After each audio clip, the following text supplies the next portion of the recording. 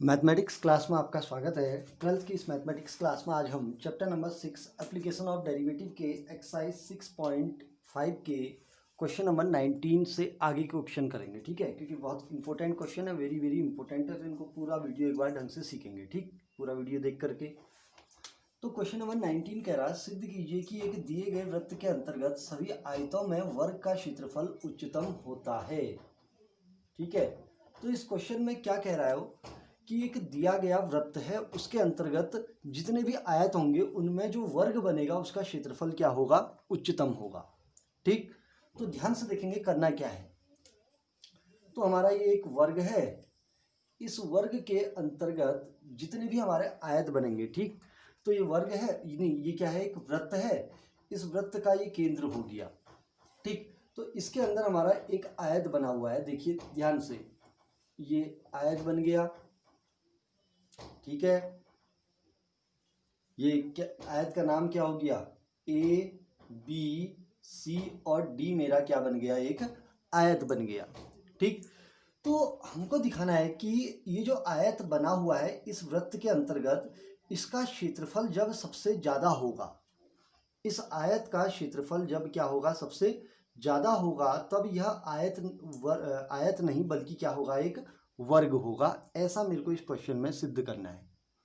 ठीक, तो मैंने क्या किया, माना अब आयत का क्षेत्रफल दिखाना है और उस क्षेत्रफल को उच्चतम दिखाना है। जब क्षेत्रफल उच्चतम होगा तो वह एक क्या बनेगा, वर्ग बनेगा। तो मैंने क्या किया, माना आयत का क्षेत्रफल, आयत की लंबाई ले ली, बराबर क्या ले लिया, x, तो ये लेंथ मेरी x हो गई। माना आयत की चौड़ाई बराबर क्या हो गया, y हो गया। ठीक है, तो x भी अननोन है और y भी अननोन है। ये तो सबको पता है ना कि x और y दोनों अननोन क्यों है, क्योंकि एक दिया गया वृत्त है तो इसके अंदर अलग अलग लेंथ के मेरे आयत बन सकते हैं, उनकी लंबाई और चौड़ाई क्या हो सकती है, इसके अंदर अलग अलग हो सकती है, एक वृत्त के अंदर जो बनने वाले आयत होंगे। बट एक दिया गया वृत्त है तो उसकी त्रिज्या हमेशा फिक्स होगी, क्योंकि दिया गया वृत्त है तो उसकी त्रिज्या तो आपको पता होगी। तो मैं क्या करूंगा, चूंकि वृत्त की त्रिज्या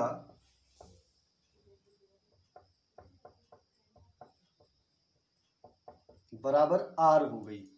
ठीक है, अब एक चीज देखिए, अब चूंकि r मेरे को दिया गया है, ठीक है, क्योंकि वृत्त एक दिया गया वृत्त है, तो दिया गया अगर वृत्त है तो उसकी त्रिज्या ज्ञात होगी, अरे कुछ ना कुछ एक फिक्स रेडियस का होगा। ठीक, तो यहां से अगर मैं इसका विकर्ण खींचूंगा तो ये ऑटोमेटिक वृत्त के केंद्र O से जाएगा, तो इसका मतलब ये त्रिज्या r हो गई, तो ये भी क्या हो गया, r हो गया।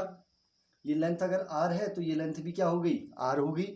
तो मैं क्या लूंगा, ये देखिए जो आपका एक ट्रायंगल बना हुआ है, ये एक समकोण त्रिभुज बन गया। त्रिभुज ए बी डी में क्या होगा, बी डी स्क्वायर बराबर क्या बनेगा, A B square plus A D square.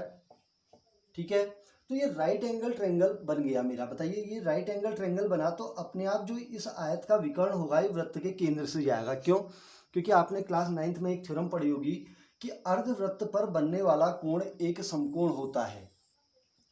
अर्धवृत्त पर बनने वाला कोण क्या होता है, एक समकोण होता है। अगर यह जो रेखा है, अगर यह रेखा वृत्त के केंद्र से जाएगी तो 100% ये अर्धवृत्त पर बनने वाला कोण एक समकोण हो गया। तो इसका मतलब अर्धवृत्त पर बनने वाला कोण यदि समकोण है तो उसका जो बेस होगा ये हमेशा कहाँ जाएगा, वृत्त के केंद्र से होता हुआ जाएगा। ये पता है ना, तो ये एक राइट एंगल ट्रायंगल है, तो अपने आप ये जो बन गया, ये जो कोण O है ये हमेशा क्या होगा, इसके व्यास पर होगा। ठीक है, तो इसलिए पाइथागोरस प्रमेय का यूज किया, तो बी डी की वैल्यू कितनी है, 2r, अरे r प्लस आर इक्वल क्या हो गया, 2r square, R square equal A B की वैल्यू कितनी है, Y square plus A D की वैल्यू कितनी है, एक्स स्क्वायर। ठीक है, तो यहां से हमको एक निष्कर्ष मिल गया कि 2r square equal Y square minus X square हमको वैल्यू मिल गई है। इस वैल्यू को हमने रख लेना है, ये काम आएगा अभी। ठीक है, अब हम क्या निकालेंगे, जो उद्देश्य है वो है सभी आयतों में वर्ग का क्षेत्रफल उच्चतम होता है। अर्थात इस वृत्त के अंतर्गत जितने भी आयत बनेंगे, जितने भी क्या बनेंगे, आयत बनेंगे, यदि उस आयत का क्षेत्रफल सबसे उच्चतम है, ठीक है, तो वह आयत क्या होगा, एक वर्ग कहलाएगा, ऐसा हम सिद्ध करेंगे। तो मैं क्या निकालूंगा, इसलिए आयत का क्षेत्रफल निकालता हूं। आयत का क्षेत्रफल, इसके लिए हमने एक फलन ले लिया, ए बराबर क्या होगा, लंबाई गुणा चौड़ाई। तो आयत का क्षेत्रफल बराबर ए बराबर लंबाई गुणा चौड़ाई। तो अब मैंने इस क्षेत्रफल को उच्चतम मान निकालना है, अर्थात इस क्षेत्रफल को मैक्सिमम दिखाना है। अरे जो हमने उच्चतम और निम्नतम हम पढ़ रहे हैं, तो इस क्षेत्रफल ए को उच्चतम दिखाएंगे। तो इसका मतलब उच्चतम और निम्नतम करने के लिए मेरे को डी ए अपॉन इसका डेरिवेटिव निकालना पड़ेगा।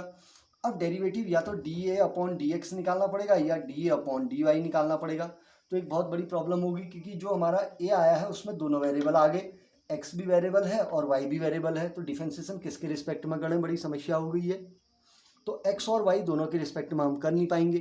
तो इसके लिए एक अननोन वैल्यू, या तो x को हटाएंगे या y को हटाएंगे। तो इन दोनों वेरिएबल में से एक वेरिएबल को हम हटाएंगे। ठीक है, किसके पदों में हटाएंगे, इस r के पदों में, क्योंकि x और y और दिया गया जो वृत्त है उसकी त्रिज्या में एक रिलेशन मेरे को यहाँ पर मिला हुआ है, क्योंकि r एक कांस्टेंट होगी, क्योंकि वृत्त अगर दिया है तो उसकी त्रिज्या कांस्टेंट होगी, क्योंकि ठीक है। तो इसलिए यहाँ से मैं किसकी वैल्यू निकाल लेता हूँ, y की।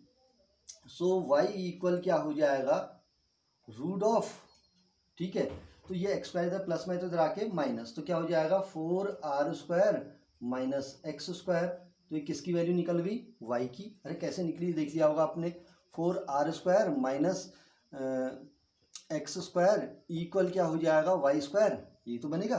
तो इसका रूट हो गया, क्लियर। तो अभी इस वैल्यू को यहाँ पर रख देते हैं। तो सो a इक्वल क्या बनेगा, x इंटू वाई की वैल्यू क्या आएगी, root of 4r² minus x² हो गया। इसको हम इक्वेशन नंबर फर्स्ट ले लेते हैं, ठीक है, काम आएगा अभी, ठीक। अब एक चीज देखिए, अब मेरे को इसका, अब इसमें बताइए कितने वेरिएबल हैं, केवल एक ही वेरिएबल है, वो है x।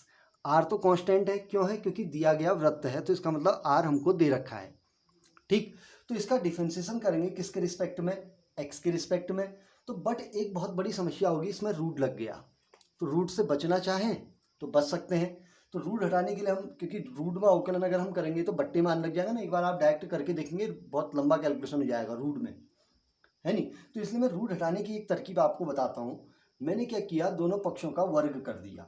सो क्या हो जाएगा, a² equal x² into 4r² minus x² कर दिया। देखिए मैंने क्या किया, दोनों पक्षों का वर्ग कर दिया, तो रूट हट गया ना।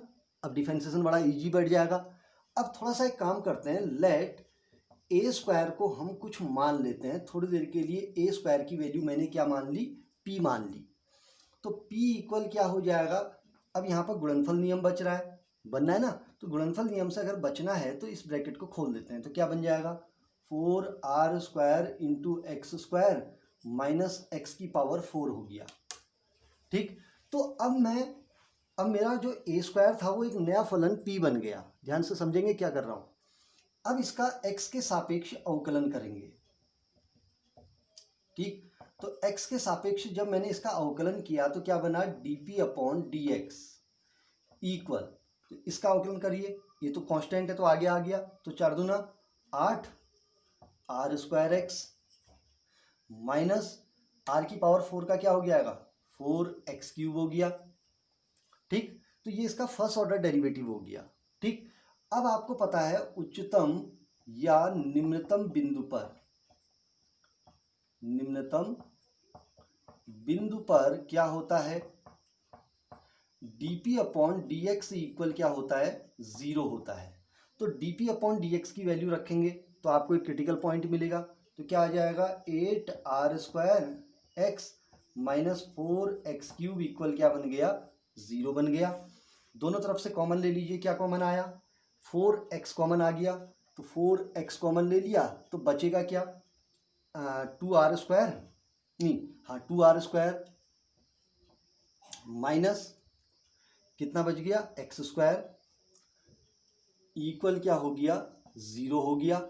अब इन दोनों का प्रोडक्ट 0 है तो यहाँ पर क्या आएगा, सो पहली वैल्यू आई x इक्वल 0, ये वैल्यू अमान्य हो जाएगी। क्यों, क्योंकि अगर आयत की लंबाई अगर 0 हो गई तो कोई इसके अंदर कोई डायग्राम बनेगा नहीं बनेगा, क्योंकि लंबाई तो कभी आयत की ज़ीरो हो नहीं सकती है। ठीक, तो सेकेंड वैल्यू क्या आई, इसलिए 2r² minus X square equal 0। सो x इक्वल क्या आ जाएगा, एक्स स्क्वायर निकाल लेते हैं। ठीक है, तो एक्स स्क्वायर इक्वल क्या हो जाएगा, 2r²। अरे ये तो आएगा 2r²। सो x इक्वल क्या हो गया, 2√r हो गया। ठीक, तो x की वैल्यू हमारी कितनी आ चुकी है, x की वैल्यू आ गई 2√r आ गया। ठीक ठीक, तो हमारी किसकी वैल्यू निकल गई, x। अरे थोड़ा सा हमने मिस्टेक कर दिया शायद, ये x की वैल्यू होगी r√2 होगी, सॉरी, x की वैल्यू कितनी आ गई, r√2 आ गई। ठीक, अब ये जो x की वैल्यू आई है, इस पर मेरे को देखना है कि dp/dx मैक्सिमम है कि मिनिमम है। तो इसके लिए मैं क्या करूँगा, dp/dx जो इक्वेशन नंबर 2 बनी है, इसका दोबारा सेकेंड ऑर्डर डेरिवेटिव निकालूंगा। तो समीकरण नंबर 2 का x के सापेक्ष हम फिर से क्या कर देंगे, अवकलन करेंगे। तो क्या निकलेगा, d²p/dx² इक्वल, तो कितना आएगा, 8r² माइनस 4×3=12 x² आ गया। ठीक है, तो d²p/dx, क्योंकि अभी हमारा जो उद्देश्य है वो पूरा नहीं हुआ, क्योंकि मैंने क्षेत्रफल को अभी उच्चतम दिखाना है। ठीक है, जब तक उच्चतम नहीं होगा तब तक हमारा क्वेश्चन पूरा नहीं होगा। ठीक, तो अब यहाँ पर x की वैल्यू पर चेक करेंगे, x इक्वल, क्योंकि जो क्रिटिकल पॉइंट आया था x इक्वल r√2, तो इस वैल्यू पर इसको चेक करेंगे कि ये मैक्सिमम है कि मिनिमम है। r√2 पर d²p/dx² इक्वल, तो चेक कीजिए, 8r² माइनस 12x² है, तो 12 × x² करेंगे तो x² कितना है, 2r²। तो 12 दूना कितना हो गया, 24r² आ गया। ठीक, तो अब इसको सॉल्व कीजिए। सो d²p/dx² इक्वल आएगा -12r², लेस देन क्या आ गया, 0। तो लेस देन 0 किसकी कंडीशन है, अरे अगर सेकेंड ऑर्डर डेरिवेटिव उस पॉइंट पर अगर नेगेटिव आ गया, तो इसका मतलब वो वैल्यू क्या होगी, उस पॉइंट पर ये जो p फंक्शन है, क्योंकि हमने p का किया है ना, तो ये p फंक्शन क्या होगा, मैक्सिमम होगा। तो इसलिए मेरा आया x इक्वल r√2 पर p क्या होगा, उच्चतम है। अब चूंकि हमको दिखाना है क्षेत्रफल, बट मेरा निकला है p उच्चतम है। अब p की वैल्यू कितनी है, a², इसलिए x इक्वल r√2 पर a² भी क्या होगा, उच्चतम होगा। भी क्या है, उच्चतम है। क्यों, क्योंकि p की वैल्यू ही तो a² मानी हुई है हमने, क्योंकि हमने p इक्वल क्या माना था, a²। क्लियर है। अब आपने एक चीज़ देखा होगा, जो बड़ी संख्या होती है उसका वर्ग बड़ा होता है, छोटी संख्या होती है उसका वर्ग क्या होता है, छोटा होता है। पढ़ा है ना। तो इसका मतलब किसी भी संख्या का वर्ग उच्चतम है, किसी भी संख्या का वर्ग क्या है, उच्चतम है। तो इसका मतलब वह संख्या भी क्या होगी, उसका रूट भी क्या होगा, उच्चतम होगा। क्यों, क्योंकि बड़ी संख्या का वर्ग ही बड़ा होगा और छोटे का वर्ग छोटा। तो इसलिए मैं क्या कहूँगा, x इक्वल r√2 पर a² का मतलब क्या हुआ, इसका रूट करेंगे तो a भी क्या होगा, उच्चतम होगा। a भी उच्चतम होगा। तो इसका मतलब इस x इक्वल r√2 पर जो a है वो a क्या है, आयत का क्षेत्रफल। तो इसका मतलब क्षेत्रफल मेरा क्या निकल गया, उच्चतम निकल गया। निकल गया, यहाँ पर समझ में आया क्या हुआ। क्योंकि ये है कि किसी भी संख्या का वर्ग यदि उच्चतम है तो उस संख्या का रूट भी क्या होगा, उच्चतम होगा। क्यों, क्योंकि बड़ी संख्या का वर्ग भी क्या होता है, बड़ा होता है, और छोटे का वर्ग छोटा होगा। तो उच्चतम का वर्ग उच्चतम, निम्नतम का वर्ग निम्नतम। क्लियर। तो इस प्रोसेस को नोट रखना है, क्योंकि हमने ये रूट हटाने के लिए ये प्रोसेस ली हुई थी। अगर आप यहाँ पर वर्ग नहीं करते, रूट नहीं हटाते, तो आप डायरेक्ट भी कर सकते हैं इस प्रोसेस को, कोई भी अंतर नहीं आएगा, बस थोड़ा सा कैलकुलेशन चेंज हो जाएगी। ठीक है। तो हमारा इसका मतलब जो क्षेत्रफल है, अगर x की वैल्यू कितनी है, x की वैल्यू अगर r√2 है, अगर x की वैल्यू कितनी है, r√2 है, तो उस कंडीशन में इस वृत्त के अंदर बनने वाला जो आयत है उसका क्षेत्रफल क्या है, उच्चतम है। ठीक है। अब मेरे को दिखाना है कि यह जो आयत बना हुआ है यह क्या है, एक वर्ग है। ठीक है, तो इतना स्टेप समझ में आ गया, तो इसको एक बार नोट करेंगे। ठीक, अब मैं थोड़ा सा इधर वाला पोर्शन मिटा देता हूँ, ठीक है, क्योंकि बाकी तो हमारा खेल हो ही चुका है। अब हमने कुछ नहीं करना है, हमने आयत को वर्ग, कौन सा आयत वर्ग होगा जब उसकी लंबाई और चौड़ाई क्या हो जाए, बराबर हो जाए। तो मेरे को पता है कि x इक्वल r√2 पर क्षेत्रफल उच्चतम है, तो मैं क्या करूँगा, इसलिए x इक्वल r√2 पर समीकरण नंबर 1 से y की वैल्यू निकालेंगे। क्यों? क्योंकि ये आयत की लंबाई होगी तो ये आयत की क्या होगी, चौड़ाई होगी। ठीक है, तो y इक्वल क्या बनेगा, √4r² माइनस x² कीजिए, तो इसका स्क्वायर करेंगे तो क्या बनेगा, 2r² बन गया।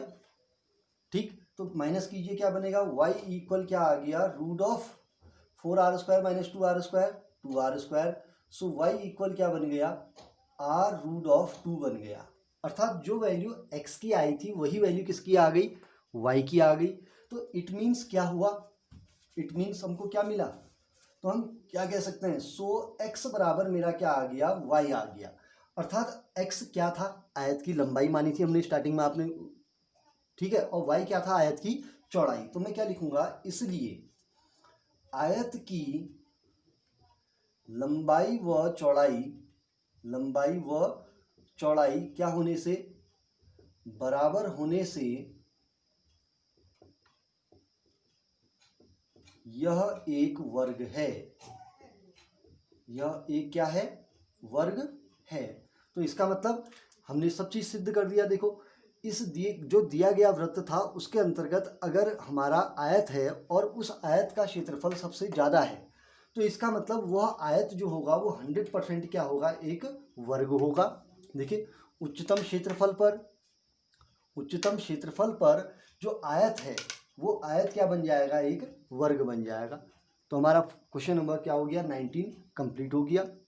ठीक, थोड़ा सा कैलकुलेशन को एक बार सीखने का अभ्यास करेंगे। ठीक है, चलिए अब आते हैं क्वेश्चन नंबर 19, नहीं कौन सा, 20, क्योंकि 19 तो कंप्लीट हो गया, तो 20 क्वेश्चन बनाएंगे एक बार ढंग से, उसको किताब में देखेंगे। ठीक है सब बच्चे, चलिए अब लेते हैं क्वेश्चन नंबर 20। तो क्वेश्चन नंबर 20 क्या कह रहा है, सिद्ध करें कि प्रदत्त पृष्ठ एवं महत्तम आयतन के बेलन की ऊंचाई आधार के व्यास के बराबर होती है। तो क्या है कि प्रदत्त पृष्ठ का मतलब हमको बेलन का पृष्ठ क्षेत्रफल दिया हुआ है, अर्थात बेलन का पृष्ठ दिया हुआ है। ठीक है, और महत्तम आयतन, महत्तम का मतलब आयतन उसका क्या है, उच्चतम है। ठीक है, अगर एक दिए गए पृष्ठ के अंतर्गत उच्चतम आयतन का जो बेलन होगा उस पर हमेशा क्या होगा कि जो बेलन की ऊंचाई होगी वो आधार के व्यास के क्या हो जाएगा, बराबर हो जाएगा। अर्थात बेलन की ऊंचाई बराबर आधार का क्या होगा, व्यास होगा। ठीक है, तो हमको प्रदत्त पृष्ठ है, अर्थात इसमें हमको क्वेश्चन में दिया क्या है, दिया गया पृष्ठ क्षेत्रफल है, और उद्देश्य क्या है कि महत्तम आयतन का बेलन, अर्थात बेलन का जो आयतन है वो हमारा क्या है, मैक्सिमम है। ठीक है, और बेलन का आयतन यदि मैक्सिमम है तो उस कंडीशन में क्या होगा कि बेलन की जो ऊंचाई है वह आधार के व्यास के बराबर हो जाएगी, ऐसा हमको सिद्ध करना है। ठीक है, तो दो पार्ट में क्वेश्चन है। तो पहला पार्ट है बेलन के आयतन को उच्चतम दिखाना, और दूसरा यदि बेलन का आयतन उच्चतम है तो उस कंडीशन में बेलन की जो ऊंचाई है वो आधार के व्यास के बराबर हो जाएगी। तो दो पार्ट है। ठीक, तो हम सबसे पहले करेंगे, माना चूंकि, या सीधे मान लेते हैं, चले माना बेलन की त्रिज्या बराबर क्या हो गया, r, माना बेलन की ऊंचाई बराबर क्या होगा, क्या हो गया, h। ठीक है, क्योंकि एक चीज देखिए, अगर हमको एक बेलन का पृष्ठ क्षेत्रफल दिया है तो वो अलग अलग त्रिज्या और अलग अलग ऊंचाई में भी प्राप्त हो सकता है। देखिए, हो सकता है ना, अगर त्रिज्या और ऊंचाई अलग अलग हैं तो उनका पृष्ठ क्षेत्रफल सेम आ सकता है, बट क्योंकि हमको प्रदत्त पृष्ठ है तो इसका मतलब हमको पता है कि इतने पृष्ठ क्षेत्रफल का ये बेलन है। ठीक है, तो उस कंडीशन में त्रिज्या और ऊंचाई अलग अलग भी तो हो सकती हैं, अर्थात अलग अलग त्रिज्या और अलग अलग ऊंचाई के बेलनों का पृष्ठ क्षेत्रफल कांस्टेंट आ सकता है। ठीक है, तो मैं क्या लिखूंगा, इसलिए बेलन का पृष्ठ क्षेत्रफल क्या होता है, सबको याद है, इसको हम ए कह देते हैं। हाँ, ए इक्वल क्या होता है बेलन का पृष्ठ क्षेत्रफल, 2πr(h) प्लस 2πr²। अरे ये देखिए, बेलन में हमारे 3 पृष्ठ होते हैं, ये होते हैं ना। एक पृष्ठ इसका ये वक्राकार हो गया जिसका क्षेत्रफल क्या है 2πrh है, और 2 पृष्ठ हमारे सर्कुलर होते हैं ये। तो इस सर्किल है तो इसका क्या हुआ πr² प्लस πr² क्या हो गया 2πr²। तो 2πrh प्लस 2πr²। और ये पृष्ठ क्षेत्रफल क्या रखा, तो इसका मतलब बेलन अगर दे रखा तो उसका संपूर्ण पृष्ठ लेंगे, ठीक है। अगर वक्र पृष्ठ कहेगा तो क्वेश्चन वाला खुद ब खुद देगा, ठीक है। जब भी पृष्ठ क्षेत्रफल की बात होगी तो संपूर्ण की बात होगी, ठीक है, क्योंकि बेलन में 3 पृष्ठ हैं, 1 2 3, ठीक। अब आते हैं बेलन का हमको क्या चाहिए, आयतन चाहिए। तो यहां पर हम क्या निकालते हैं, बेलन का आयतन। इसके लिए एक फंक्शन ले लेते हैं, बेलन के आयतन को हम v से दिखाएंगे। तो बेलन का आयतन क्या होता है, πr² होता है, ठीक है। अब मेरे को इस आयतन को मैक्सिमम दिखाना है, महत्तम दिखाना है ना। तो इस आयतन को यदि मेरे को महत्तम दिखाना है तो एक बड़ी समस्या हो गई है, क्या कि इस v के अंतर्गत इस v को उच्चतम दिखाना है। तो इसका मतलब इसके अंदर मेरे पास 2 वेरिएबल आ गए, एक r है एक h है। तो डिफरेंशिएशन किसके रिस्पेक्ट में करूं, बड़ी समस्या होगी। तो इसका मतलब जो चीज़ हमको दे रखी है उसके रिस्पेक्ट में एक अननोन चीज़ को हटा दो। एक वेरिएबल को जो चीज़ दिया गया है, तो दिया गया पृष्ठ है, तो इस पृष्ठ क्षेत्रफल 1 की वैल्यू जो होगी मेरी कांस्टेंट वैल्यू होगी, ठीक है। तो इस a की वैल्यू कांस्टेंट है, तो इस इन अननोन वेरिएबल में से एक वेरिएबल को आप जो दिया गया पृष्ठ क्षेत्रफल a है उसके रिस्पेक्ट में एक को विलोप कर दो, हटा देंगे। तो अब हटाएं किसको, r को हटाएं कि h को हटाएं। क्योंकि हमको जो भी वैल्यू निकालनी है वो कहाँ से निकालनी है, a से निकालनी है, ऊपर से। तो यहाँ से ज़्यादा इजी वैल्यू किसकी निकालनी होगी, h की, क्योंकि r की वैल्यू निकालूंगा तो r पे तो द्विघात बना हुआ है समीकरण, तो इसलिए ज़्यादा इजी किसकी है वैल्यू निकालना, h की। तो मैं क्या लिखूंगा, चूंकि 2πrh इक्वल क्या हो जाएगा 2πr² माइनस a हो गया। ये इधर प्लस में था, ये इधर प्लस में था तो इधर आके माइनस हो गया, नहीं सॉरी ये उल्टा लिख दिया मैंने शायद ना। तो क्या होगा a माइनस 2πr² हो गया, ये इधर प्लस में है तो इधर आके माइनस हो गया। सो h इक्वल क्या हो जाएगा, a माइनस 2πr² अपॉन क्या हो गया 2πr हो गया। ये हमारी इक्वेशन नंबर फर्स्ट होगी। क्यों, क्योंकि ये कैलकुलेशन, ये जो इक्वेशन बनी है ये लास्ट में बेलन की ऊंचाई निकालने में काम आएगा। क्यों, क्योंकि बेलन की ऊंचाई को आधार के व्यास के बराबर दिखाना है ना। तो इस फॉर्मूले से हम क्या निकालेंगे, लास्ट में बेलन की ऊंचाई निकालेंगे। तो इस h की वैल्यू को ऊपर रखेंगे आयतन में, क्योंकि आयतन को उच्चतम दिखाना है तो एक वेरिएबल का विलोप करना है, तो h को हम हटा देते हैं यहाँ से। तो सो v इक्वल क्या बन जाएगा, πr² इंटू h की वैल्यू हो गई a माइनस 2πr² अपॉन क्या हो गया 2πr। क्लियर। अब एक काम करते हैं, ये बट्टे में अच्छा नहीं लग रहा है तो इसको ऐसा करते हैं, इसको बांट देते हैं, इसको इससे मल्टीप्लाई कर लेते हैं, कैसा रहेगा।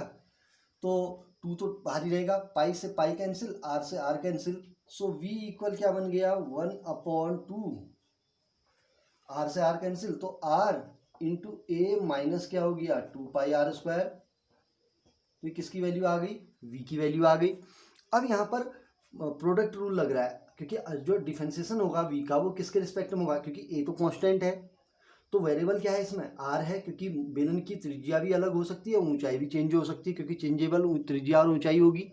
तो इसलिए इसका डिफरेंशिएशन जो करेंगे हम r के रिस्पेक्ट में करेंगे। तो r पर इसमें प्रोडक्ट रूल लग रहा है तो इस r को अंदर गुणा कर देते हैं प्रोडक्ट रूल से बचने के लिए, ठीक है। सो v इक्वल क्या हो जाएगा 1/2 कांस्टेंट है तो उसको बाहर रहने देते हैं, तो अंदर इंटू करिए r को, ar माइनस क्या हो जाएगा 2πr³ हो गया, 2πr³ आ गया। तो ये किसकी वैल्यू आ गई, v की वैल्यू आ गई। अब जो ये v है इसमें वेरिएबल टर्म मेरा r है, तो इसका r के सापेक्ष अवकलन करेंगे। तो r के सापेक्ष जब मैंने इसका अवकलन किया तो क्या बनेगा dv/dr इक्वल 1/2। ar का डिफरेंशिएशन क्या हो गया a माइनस, तो r³ का, क्योंकि 2π तो कांस्टेंट है तो r³ का क्या होगा 3r², तो 3 दूना 6 πr² आ गया। क्लियर। अब आपको पता है कि उच्चतम या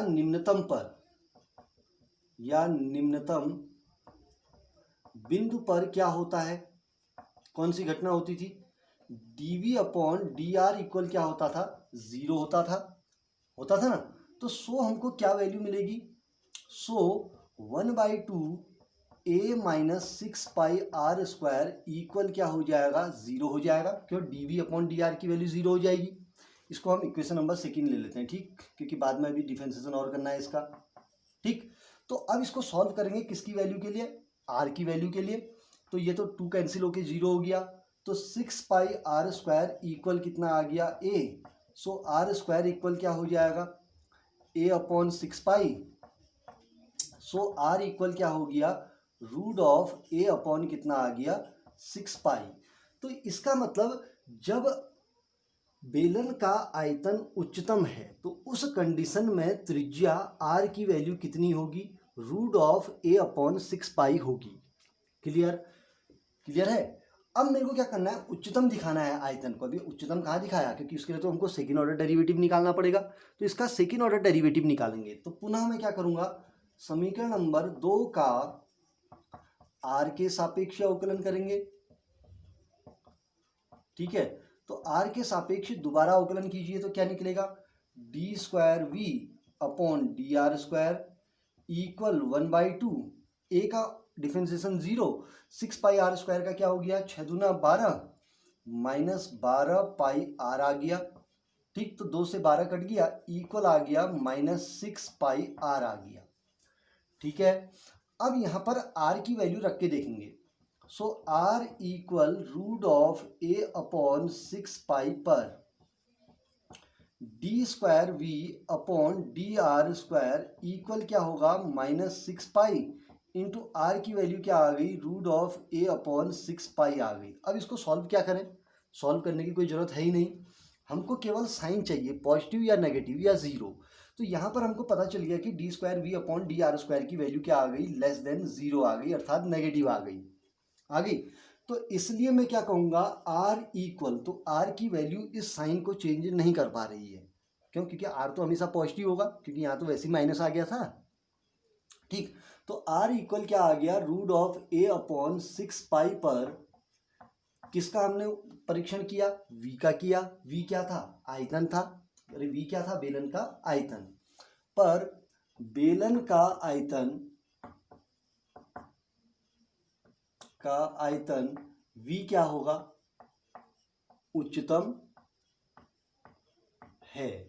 तो इसका मतलब मेरा आधा क्वेश्चन सॉल्व हो चुका है, अर्थात मैंने बेलन के आयतन को यहाँ पर उच्चतम सिद्ध कर दिया ना। अब मेरे को क्या दिखाना है कि जो बेलन की ऊंचाई है, अर्थात जो h की वैल्यू है वो आधार के व्यास के बराबर होती है। तो मेरे को बेलन की ऊंचाई निकालनी पड़ेगी, कब, इस r की वैल्यू पर बेलन की ऊंचाई h का मान निकालूंगा, कहाँ से, समीकरण नंबर 1 से, ठीक। तो समीकरण नंबर 1 से h बराबर क्या निकलेगा, यहाँ पर रखेंगे कैलकुलेशन में, h बराबर क्या है, a माइनस 2π इंटू r² करेंगे तो इसका स्क्वायर क्या होगा, a अपॉन 6π अपॉन कितना है, 2πr। तो 2π इंटू r की वैल्यू क्या है, रूट ऑफ a अपॉन कितना हुआ, 6π हुआ, ठीक। तो एक काम करते हैं, इसको कैंसिल नहीं करते हैं, ठीक है, इसको ऐसे एलसीएम लेके सॉल्व करते हैं। सो h इक्वल क्या आएगा देखेंगे, ठीक। सो h इक्वल ये आएगा 6πa माइनस 2πa अपॉन कितना आया, 6π आया ना, एलसीएम लेके। तो 6πa में से 2πa घटेगा तो 6 में से 2 गया, कितना हुआ, 4πa अपॉन कितना हुआ, 6π। तो कितना आ गया, 4πa अपॉन कितना हुआ, 6π। क्लियर।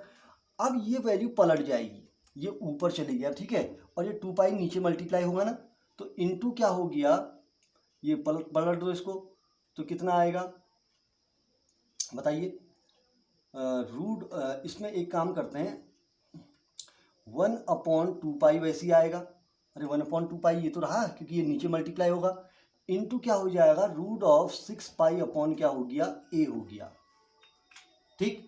अब हम क्या करेंगे, इसको थोड़ा सा सॉल्व करेंगे, ठीक है। तो यहाँ पर 2π से 4π कैंसिल हो गया, ये 2 पाई से 4 पाई कैंसिल हुआ तो h की वैल्यू कितनी आई, अरे 2 दूना 4, 2 इंटू पाई ए आ गया। अरे हाँ एक चीज़ और हो गया, पाई से पाई कैंसिल, 2 दूना 4 तो 2a आ गया। ठीक है, अपॉन कितना हुआ 6 पाई, 2 इंटू 2a अपॉन 6 इंटू कितना हुआ root of 6 pi upon a आ गया। ठीक है, अब इसको थोड़ा सॉल्व करेंगे तो h इक्वल क्या हो जाएगा, ये देखिए 2 तो वैसे ही रहेगा, अरे रूट a का डिवाइड यदि a में देंगे तो क्या आएगा रूट a, और 6 पाई का डिवाइड यदि ये इसमें देंगे तो क्या हो जाएगा रूट ऑफ क्या आ जाएगा a अपॉन 6 पाई आ गया। देखिए एक बार हम सॉल्व कीजिए तो इसको आता है करना, ये अरे ये a है, ये नीचे रूट a है, तो रूट a से a को डिवाइड करेंगे तो रूट a आएगा, रूट ऑफ 6 पाई से यदि 6 पाई को डिवाइड करेंगे तो क्या आएगा रूट ऑफ 6 पाई, तो ओवरऑल रूट क्या हो गया रूट ऑफ a अपॉन 6 पाई आ गया। तो ये किसकी वैल्यू आ गई, h की वैल्यू आ गई, ट्वाइस किसकी है root of a upon 6 pi. Clear, तो अब ऊपर देखिए जो ये वैल्यू हमको मिल रखी है रूट ऑफ a अपॉन 6 पाई, ये वैल्यू मेरे r की है, तो सो यहाँ पर हमको क्या मिला h इक्वल 2r मिल गया, h इक्वल क्या मिल गया 2r। अब h क्या है, इसलिए हम कह सकते हैं बेलन की ऊंचाई है कि नहीं, क्योंकि h जो है बेलन की ऊंचाई है, और यहाँ पर ट्वाइस ऑफ r क्या हुआ बराबर होगा त्रिज्या का दुगना क्या होता है व्यास, बराबर क्या होगा बेलन का व्यास। तो इसका मतलब हमने यहाँ पर क्या सिद्ध किया कि बेलन की ऊंचाई बेलन के व्यास के क्या होती है बराबर होती है। तो कर लेंगे, तो इसका मतलब हमने क्या निकाला कि बेलन का आयतन क्या है उच्चतम है, निकाला। देखिए बेलन का आयतन उच्चतम है कब, जब बेलन की ऊंचाई उसके बेलन के व्यास के क्या हो गई है बराबर हो चुकी है। तो क्वेश्चन नंबर 20 भी आपका एक बड़ा आसान सा क्वेश्चन है, तो एक बार क्वेश्चन नंबर 20 को भी सॉल्व करने का प्रयास करेंगे, बहुत इंपॉर्टेंट क्वेश्चन है। ठीक है, चलिए अब आते हैं क्वेश्चन नंबर 21 क्वेश्चन का मैं हिंट दूंगा, बाकी क्वेश्चन पूरे का पूरा आप सॉल्व करेंगे। ठीक है, ठीक, तो क्वेश्चन नंबर 21 एक बार देखेंगे। चलिए एक बार क्वेश्चन नंबर 21 का थोड़ा सा एक हिंट टाइप का क्वेश्चन देते हैं। ठीक है, हिंट है, आप इसको सॉल्व कर सकते हैं। ठीक, बहुत इजी फॉर्मेट अब बनने लग गए हैं। ठीक है, तो हमको दिया क्या है 100 सेंटीमीटर क्यूब आयतन वाले डब्बे, सभी बंद बेलनाकार डब्बों में से न्यूनतम पृष्ठ क्षेत्रफल वाले डब्बे की विमाएं निकालनी है। ठीक है, तो हमको दिया क्या है 100 सेंटीमीटर क्यूब आयतन वाले बंद बेलनाकार डब्बे दिए हुए हैं, अर्थात सिंपल सा है 100 सेंटीमीटर क्यूब जो है मेरे को बेलन का आयतन दिया हुआ है। ठीक है, आपके पास जितने भी डब्बे रखे हुए हैं उनमें सबका आयतन कितना है 100 सेंटीमीटर क्यूब आयतन है।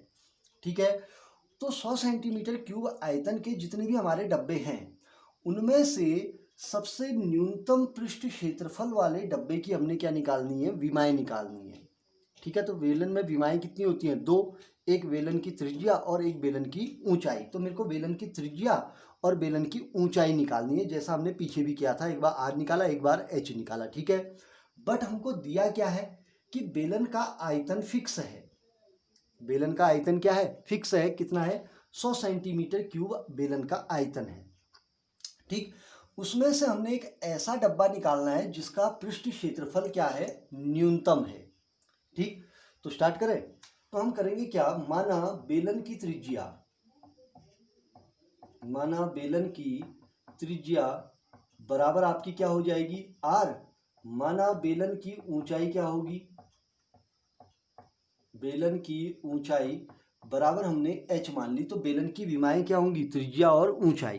ठीक, अब हमको दिया क्या है, चूंकि बेलन का आयतन दिया हुआ है, बेलन का आयतन v बराबर क्या दिया हुआ है पाई आर स्क्वायर एच, ये तो फॉर्मूला होता है, तो v की वैल्यू हमको दे रखी है 100 दे रखा है, सो 100 इक्वल क्या दिया हुआ है पाई आर स्क्वायर एच दिया हुआ है।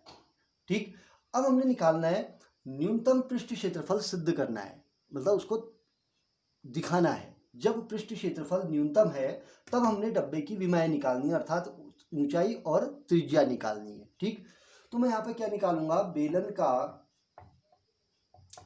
पृष्ठ क्षेत्रफल, तो बेलन के पृष्ठ क्षेत्रफल का इंडिकेशन ए से कर देते हैं, ए इक्वल होगा 2 पाई आर एच प्लस क्या होता है 2 पाई आर स्क्वायर, क्यों बेलन का क्या हुआ है पृष्ठ क्षेत्रफल हुआ, तो अब इस पृष्ठ क्षेत्रफल में एक चीज बताइए, क्योंकि पृष्ठ क्षेत्रफल का मैंने न्यूनतम मान निकालना, अर्थात उसका मिनिमम वैल्यू निकालनी है, मैक्सिमम नहीं है इस बार क्या है, मिनिमम वैल्यू है। ठीक, तो मैं करूँगा क्या, इसका मेरे को सेकेंड ऑर्डर डेरिवेटिव टेस्ट करना पड़ेगा, इसका डेरिवेटिव निकालना पड़ेगा ना, D A upon D are निकालना पड़ेगा या D A upon D H निकालना पड़ेगा। अब इसमें वेरिएबल हमारे कितने हैं, एक आर है एक एच है, तो दो वेरिएबल है इस पूरी इक्वेशन में। तो दो वेरिएबल में हम डिफरेंशिएशन किसके रिस्पेक्ट में करें, नहीं कर पाएंगे। तो इसके लिए एक वेरिएबल को हटाना पड़ेगा, या तो आर को हटाएंगे या एच को हटाएंगे, किसके रिस्पेक्ट में, जो चीज़ हमको दी गई है, दिया गया क्या है, 100 बराबर पाई आर स्क्वायर एच है, ये इक्वेशन दे रखी है। तो इस इक्वेशन से या तो आप आर की वैल्यू निकालिए या एच की वैल्यू निकालिए। तो ज़्यादा इजी किसकी वैल्यू निकालना है, क्योंकि अगर आर की वैल्यू निकालेंगे तो आर की वैल्यू यहाँ भी रखनी पड़ेगी यहाँ भी रखनी पड़ेगी, तो ज़्यादा इजी किसका है, एच का है। देखो एक ही जगह रख के काम हो जाएगा। तो मैं क्या लिखूंगा, बिकॉज एच इक्वल क्या हो जाएगा, 100 अपॉन पाई आर स्क्वायर हो गया। क्लियर, तो इसको यहाँ रखेंगे, इसको समीकरण नंबर 1 मान लेते हैं। क्यों, क्योंकि लास्ट में बेलन की विमा निकालने में काम आएगा, जो कि क्या है, ऊंचाई है। ठीक, तो एच की वैल्यू यहाँ रखेंगे, तो ए इक्वल क्या हो जाएगा, 2 पाई आर इंटू 100 अपॉन क्या हुआ, पाई आर स्क्वायर, प्लस क्या हो जाएगा, 2 पाई आर स्क्वायर। तो इसको थोड़ा मिनिमम वैल्यू कर लेते हैं।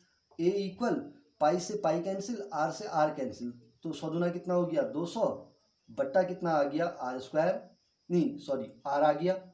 ठीक, प्लस क्या हो जाएगा, 2 पाई आर स्क्वायर। ठीक है, अब थोड़ा सा और सॉल्व कर लेते हैं। ठीक है, तो इसका हमको क्या निकालना पड़ेगा, फर्स्ट ऑर्डर डेरिवेटिव, किसके रिस्पेक्ट में, आर के रिस्पेक्ट में। तो आर के सापेक्ष हम इसका क्या करेंगे, यहाँ पर अवकलन करेंगे। तो आर के सापेक्ष जैसे ही अवकलन करेंगे तो क्या निकलेगा, D A upon D are निकलेगा, इक्वल। तो 1 अपॉन आर का डिफरेंशिएशन करने के लिए हम क्या करेंगे, आर की पावर -1, 200 तो कांस्टेंट है वो पता है, तो इसकी वैल्यू क्या होगी, -1 इंटू आर की पावर -2, तो इक्वल क्या हो जाएगा, -1 अपॉन आर स्क्वायर। ठीक, तो कितना आ जाएगा इसका डिफरेंशिएशन, -200 बट्टा आर स्क्वायर आ गया। ठीक, तो प्लस इसका डिफरेंशिएशन कीजिए, तो दो दूना कितना हुआ, 4 पाई आर, 4 पाई आर हो गया। क्लियर, अब हम करेंगे क्या, अब हमको उच्चतम और निम्नतम का परीक्षण करना है ना, तो हम क्या लिखेंगे, बिकॉज उच्चतम या निम्नतम पर, ठीक है, क्या होता है, D A upon D are equal क्या होगा, 0। तो सो हमको क्या मिलेगा, -200 बट्टा R square plus 4 pi R equal 0। Clear, तो ये इधर प्लस में है तो इधर, ये इधर माइनस में है, ये माइनस में है ना इधर, तो ये वैल्यू इधर माइनस में है तो इधर आके प्लस, तो 4 पाई आर स्क्वायर, नहीं 4 पाई आर इक्वल कितना हो गया, 200 बट्टा आर स्क्वायर। ठीक, तो मल्टीप्लाई कीजिए, इसको नीचे ले जाएंगे तो आर क्यूब इक्वल क्या हो जाएगा, 200 बट्टा 4 पाई। ठीक, तो 4 से 200 कट गया तो कितना आएगा, 4 पंचे 20, 50 बट्टा कितना आ गया, पाई आ गया। सो आर इक्वल क्या हो जाएगा, 50 बट्टा पाई की होल पावर क्या हो गया, 1/3। तो ये मेरी किसकी वैल्यू आ गई, आर की वैल्यू आ गई, निकल गई। अब मेरे को चेक करना है कि जब आर का मान 50 बट्टा पाई की होल पावर 1/3 है, तो उस कंडीशन में इसका जो पृष्ठ क्षेत्रफल है वो क्या है, न्यूनतम है, दिखाना है। तो इसके लिए मेरे को क्या करना पड़ेगा, ये जो समीकरण नंबर 1 है इसका सेकेंड ऑर्डर डेरिवेटिव निकाल लेते हैं। चलो थोड़ा और सॉल्व कर लेते हैं। ठीक है, तो समीकरण नंबर, सॉरी 1 नहीं है बल्कि क्या है 2, क्योंकि 1 हमने यहाँ मानी है। तो समीकरण नंबर 2 का फिर से हमने क्या किया, आर के सापेक्ष अवकलन किया। ठीक है, तो आर के सापेक्ष अवकलन करेंगे तो क्या आएगा, D A upon D are equal, तो 1 अपॉन आर स्क्वायर है, तो 1 अपॉन आर स्क्वायर का अवकलन कैसे होगा, आर की पावर -2 करके करेंगे, तो -2 इंटू आर की पावर -3 इक्वल क्या होगा, -2 अपॉन आर क्यूब आ गया। ठीक, तो माइनस माइनस क्या हो जाएगा, प्लस, तो 200 दूना कितना हो गया, 400 बट्टा क्या आ गया, आर क्यूब, प्लस क्या हो जाएगा, ये 4 पाई, कितना आ गया, 4 पाई, क्यों आर का डिफरेंशिएशन 1 हो गया। ठीक, अब हम क्या करेंगे, जो आर की वैल्यू हमारी निकल रखी है उस वैल्यू पर हम चेक करेंगे कि अरे सॉरी, हमने थोड़ा सा एक मिस्टेक कर दी, पता है क्या, क्योंकि सेकेंड ऑर्डर डेरिवेटिव था तो यहाँ पर क्या होगा, D square A upon D R square लिखना पड़ेगा, थोड़ा सा हम लिखना भूल गए थे ना, क्यों, हमने वही उतार दिया था। तो D square A upon D R square निकल गया। क्लियर। अब हम करेंगे क्या, यहाँ पर दिख नहीं रहा है ना थोड़ा सा, तो इसको हम क्या लिख देते हैं, D square A upon D R square. दिख रहा है, अब दिख रहा होगा ना, ठीक। अब आते हैं इस आर पर, हम चेक करेंगे कि जो सेकेंड ऑर्डर डेरिवेटिव आया है ये पॉजिटिव है कि नेगेटिव है। तो आर इक्वल कितना है, 50/पाई की होल पावर 1/3 पर D square A upon D R square equal क्या होगा, 400 बट्टा इसका क्यूब करेंगे तो क्यूब हटेगा तो क्या आएगा, अरे इसका क्यूब, अरे इसका होल क्यूब करेंगे, आर क्यूब करेंगे तो क्या होगा, इसका 1/3 हट गया। तो 50 बट्टा कितना आ गया, पाई, प्लस कितना हुआ 4 पाई, तो पाई ऊपर चले गया तो 50 से कट भी जाएगा, 0 से 0, 5 × 40, तो 8 पाई प्लस कितना आया 4 पाई। तो D square A upon D R square equal कितना आया, 8 × 4 = 12 पाई इज ग्रेटर देन क्या आ गया, 0। तो इसका मतलब यहाँ पर सेकेंड ऑर्डर डेरिवेटिव मेरा क्या आ चुका है, पॉजिटिव आ गया। अब सेकेंड ऑर्डर डेरिवेटिव यदि पॉजिटिव है तो इसलिए मैं क्या कहूँगा, r इक्वल 50/पाई की होल पावर 1/3 पर। तो मैंने किसका परीक्षण किया था, अरे ए फलन का किया था, ए था क्या, बेलन का पृष्ठ क्षेत्रफल, पर पृष्ठ क्षेत्रफल ए क्या होगा, न्यूनतम होगा। क्लियर है। तो इसका मतलब मेरा आधा क्वेश्चन कंप्लीट हो गया कि डब्बे में से न्यूनतम पृष्ठ क्षेत्रफल वाला बेलन मैंने सिद्ध कर दिया। ठीक है, तो न्यूनतम पृष्ठ क्षेत्रफल बेलन का कब हो रहा है, जब r की वैल्यू 50/पाई की होल पावर 1/3 है। तो अब मैंने क्या निकालना है, बेलन की विमाएं। तो बेलन की विमाएं का मतलब क्या हुआ, बेलन की त्रिज्या और बेलन की ऊंचाई। तो त्रिज्या तो मिल गई है, अब बचा किसका काम, बेलन की ऊंचाई अर्थात h की वैल्यू।